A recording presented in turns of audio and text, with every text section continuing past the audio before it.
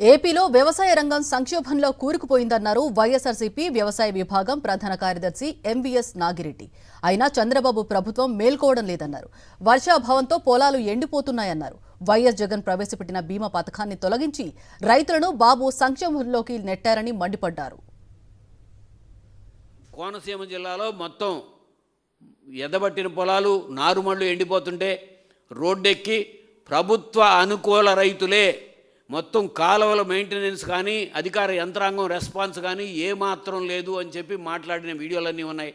అక్కడికి వెళ్ళి ఇరిగేషన్ శాఖ మంత్రి గారు గత 5 సంవత్సరాల పాలన మూలంగా ఇప్పుడు నీళ్లు రాలేదని మాట్లాడుతున్నారు.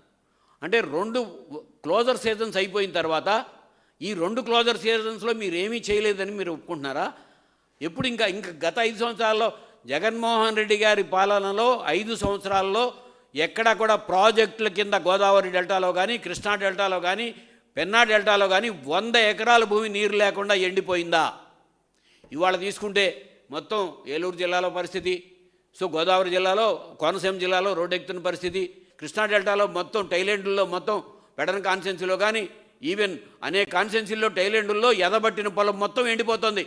అంటే రైతాంగానికి సీరియస్గా వాటర్ మేనేజ్మెంట్ మీద కానీ కెనాల్ మేనేజ్మెంట్ మీద కానీ ఒక విత్తనం అందించే మేనేజ్మెంట్ మీద కానీ ఎక్కడా కూడా ప్రభుత్వం దృష్టి పెట్టాల. సో క్లియర్ కట్గా ఇటువంటి సంక్షోభం వచ్చినప్పుడే ఉపయోగపడుతుందనే జగన్మోహన్ రెడ్డి గారు పాదయాత్రలోనే ప్రకటించి వ్యవసాయాన్ని పంటల బీమా ఉచిత పంటల బీమా అమలు చేయడం జరిగింది. ఇప్పుడు గన ఆ ఉచిత ఇన్సూరెన్స్ బీమా పథకం ఉంటే ఇవాళ రైతాంగానికి కొన్ని వేల కోట్ల లబ్ధి జరిగి ఉండేది ఈ క్రైసిస్కి. సో వాతావరణంలో వచ్చిన క్రైసిస్కి ఎవరు మాట్లాడతలా. మరిన్ని అప్డేట్స్ కోసం ఛానల్ను సబ్స్క్రైబ్ చేయండి. నోటిఫికేషన్స్ కోసం బెల్ ఐకాన్ పై క్లిక్ చేయండి.